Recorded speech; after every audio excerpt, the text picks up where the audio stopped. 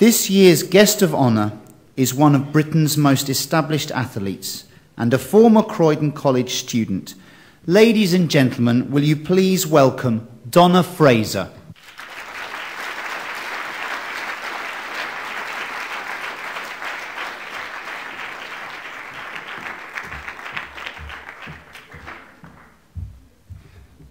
Good evening, ladies and gentlemen.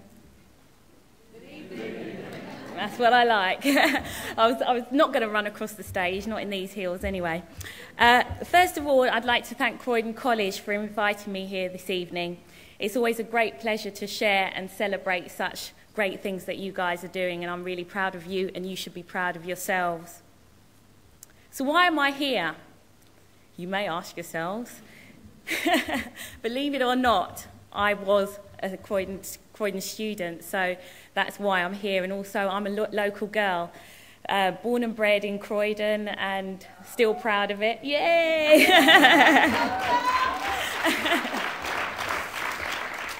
We also have something in common, obviously attending Croydon College, but also we want to achieve. I've achieved, and so have you, so I applaud you again. So let me tell you something about myself, if you don't know much already. But as I said, I'm a Croydon girl and also a Great Britain international athlete. Normally over 400 metres, but I would hence to say 350 metres, because usually I die the last 50 metres of it. At the age of 8, that's when I started athletics at Winterbourne Junior School in Thornton Heath, where my teachers identified that I had a talent, and I'm very, very grateful for them. And my sister's in the audience, so obviously I have to thank her also, because back in the day when she was at school, I'd use her spikes and stuff it with tissue and go out in the garden, but she doesn't know that. She does now, indeed. From then, I became European Junior Champion in 1991. And back then that was a huge achievement, simply because no one thought I'd even make through the rounds to make the final. So, as always, I'm always underestimated, but I pulled through at the end. And I'm very proud of that. That was my first junior international medal. As you may already know, I've attended several European championships at senior level, as well as world championships. And obviously the ultimate Olympic Games, where I've attended 4 Olympic Games, which not many athletes can say so. So, again, I'm very proud of that. And I know Croydon are as well. I'm sure some of you are most probably well aware of my claim to fame, which was the Sydney Olympic Games, possibly just the last 150 actually, because I was well out of shot beforehand. And if you've seen that race, you will know that obviously Cathy Freeman came first, and I narrowly missed out on a medal and coming fourth. And I hope there's not too many youngsters in the crowd, but literally I came fourth by a boob. So I wished I had that boob job several years ago. And I often do say, actually, that I should stuff my crop top, but I think oranges might be a little bit heavy around 400 metres. Anyhow, that race was, at the time, I was devastated coming fourth. As you can imagine, as in athletics terms, they usually say fourth place is the first loser.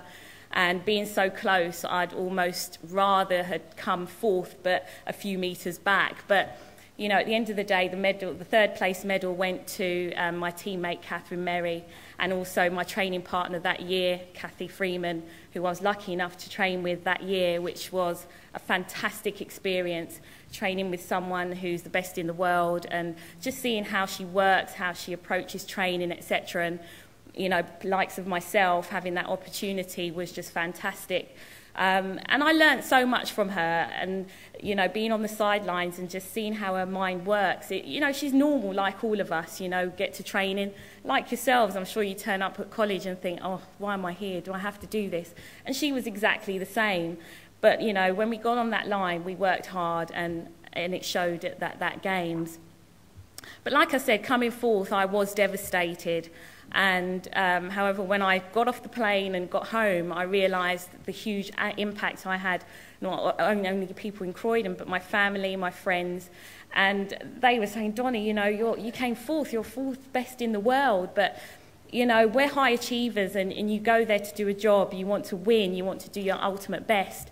But I felt within myself that I'd let people down, and, you know, despite coming fourth, yes, it's fantastic, gone on TV, did this, but I didn't do things right, so I felt I'd let my coach down. But the bottom line is I didn't actually believe that I could get a medal. Despite being in the fantastic shape that I was in, I actually didn't realise that at the time, but, you know, it's one of those things. But through the rounds, there were 4 rounds in that Olympics, and through the rounds I'd always had lane 7 and 8, and come the final I had lane 2, where you can see all the other lanes. And I said to myself, right, Donna, do not focus on anyone else, just do your thing. Well, of course, Donna was on a beach the first 300 metres, and I was thinking all sorts, and then I realised I was dead last, and the rest is history. So if you did see that race, you'll see the last 100, Donna's leg coming into the camera. So again, you know, I would take that race any day, and running the time I did, I would definitely love that nowadays. Now I've moved on. But what I would say is, to be a successful person in life, you need to believe in yourself, and that was an ultimate learning curve for myself. I believe a high percentage of success is your state of mind, and if you haven't got that right mindset from the beginning, then things is only going to lead to failure, hence my 400 metres in Sydney. I'm sure there are days that you do turn up to college and really don't want to be there, but you know, you've got to set out from the get-go and believe that, yes, this is what I want to do, I want to achieve, and just work hard for it. Only you can change your mindset. But most people ask me, Donna, how have you stayed so motivated for so long? You know, I've been in the sport since the age of 8, and I won't tell you how old I am now, but I'm sure you can guess. Oil of Ulay. But my usual answer is I just do. You know, it's a routine. It's something that I've always wanted to do. But if I was to really think about it, it goes way back to 1984 when I was in the sitting room with my sister watching the Olympic Games in Los Angeles, and I thought, I want to be there, you know, I've got to make it, I've got to do it. And when I think about it now, maybe I should have said, not only do I want to get there, I want to win a medal, because I haven't won a medal at an Olympic Games. I've been close, but I haven't quite done it. As I said, I've been to 4 Olympic Games, but sadly no medals to show for it. But I keep going simply because I want to fulfil my potential.